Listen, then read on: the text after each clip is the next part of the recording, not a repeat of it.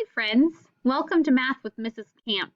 For today's math lesson, you're going to need a stuffed animal to talk to. Because sometimes I'll say talk to your partner and your partner is your stuffed animal. So if you don't have a stuffed animal close by, pause the video, go grab one, come back and unpause the video. All right, welcome back. Now I'm going to be teaching you and your stuffed animal about multiplication. I know you got started with multiplication in 3rd grade, and today we're going to be reviewing some models of multiplication. Models are ways that you can show your work when solving a multiplication problem. The 3 models that we will talk about in each of the videos is equal groups, arrays, and number lines. This video is about equal grouping.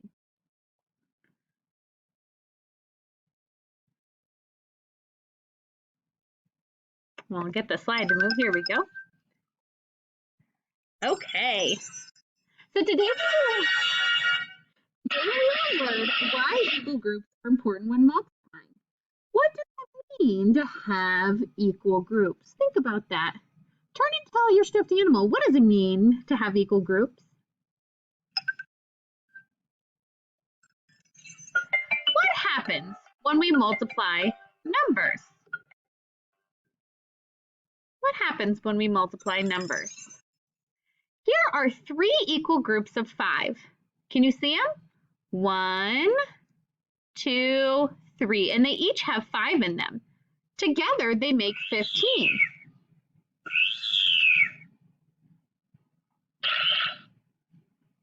One equal group, 2 equal groups, 3 equal groups. So this is one way of showing a multiplication problem by doing equal groups.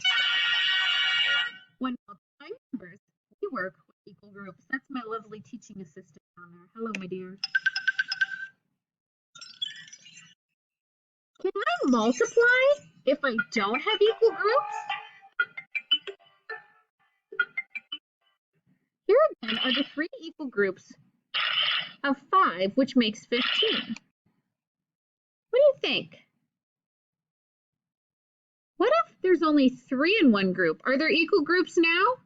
No, this is not multiplication. We are not multiplying. Let's name the equal groups. Name the green groups. That's right, 3 groups of 4.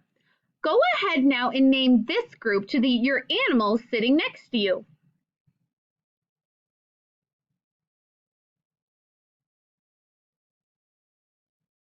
What did you say about the blue groups? That's right, 5 groups of 6. Nice job. Give your animal a high five. How about the orange groups? Turn and tell your animal how many groups there are. 5 groups with 3 in each group. Very good.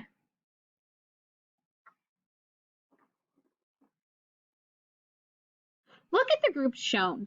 We would say that there are 2 groups of 8, which equals 16. The multiplication sentence would say 2 times 8 is the same as 16. It says the same thing as saying 2 groups of 8. So that's how we write the multiplication equation. 2 times 8 equals 16. Means the same thing as 2 groups of 8 is equal to 16. Maybe this is sounding familiar from 3rd grade. Now look at these groups. We have 4 groups of 3. Turn and tell your stuffed animal how we would write this as a multiplication equation.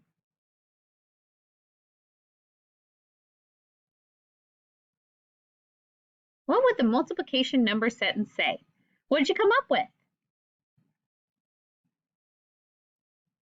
Maybe you said 4 times 3 is the same as 12. We have 4 groups of 3, so we write it as 4 times our multiplication sign, 12.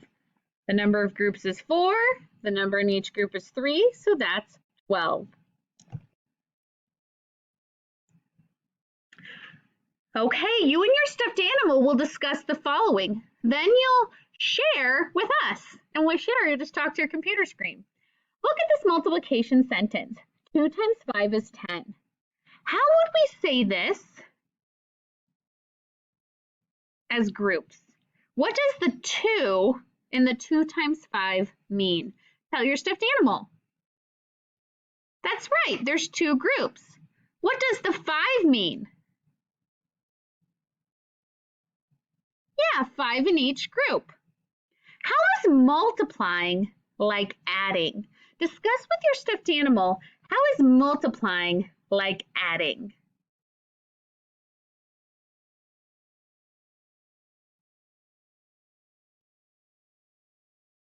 You might have said multiplying is like adding because you're adding up how many are in each group. So you're adding up your 5 plus your 5, which is 10. But how is multiplying different than adding? Yeah, and multiplying, it's always going to be the same number you're adding up. Always, right? It's always going to be 5 plus 5 if it's 2 times 5, right? You're always adding 5s. So you're never going to do 7 plus 3 plus 6 because those are different numbers, different size groups. You're always going to add the same number.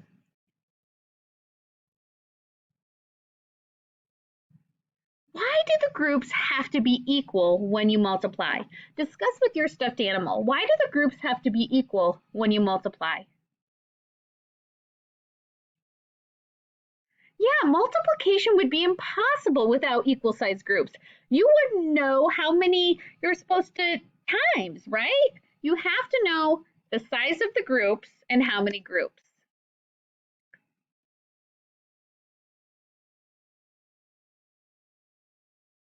Okay, if you want to give this a shot now, you can go grab 12 of something. By pausing your video, go grab 12 pennies, 12 buttons, 12 markers, maybe 12 stuffed animals, 12 pencils, whatever you've got around. Take out 12 of them, pause the video, and grab them. Make equal groups with the 12 counters or tiles or whatever you have, pencils or erasers or pennies.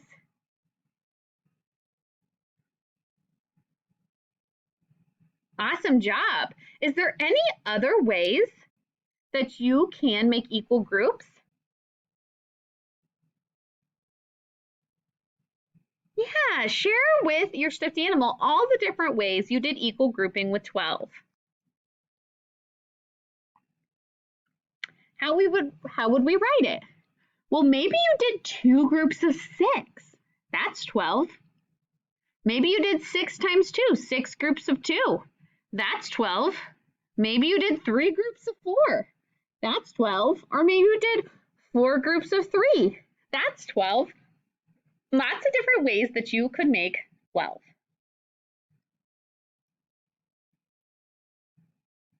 Now you're going to do 16. You have 16 pennies, 16 pencils. If not, go grab them. Make equal groups with the 16 counters or tiles. What are some different ways you can do it? You can pause and try and find as many ways as you can.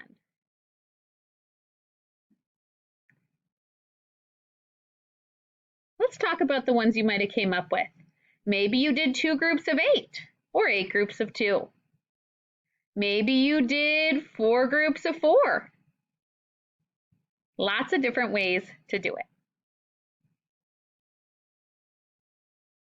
Okay, so we're going to end our video now. If you want to do 18 and find the different equal groupings that you can do with 18, that would be a great challenge. So doing equal groups is one way to represent a multiplication problem when you're showing your work. Thank you. I'm excited to talk about arrays next.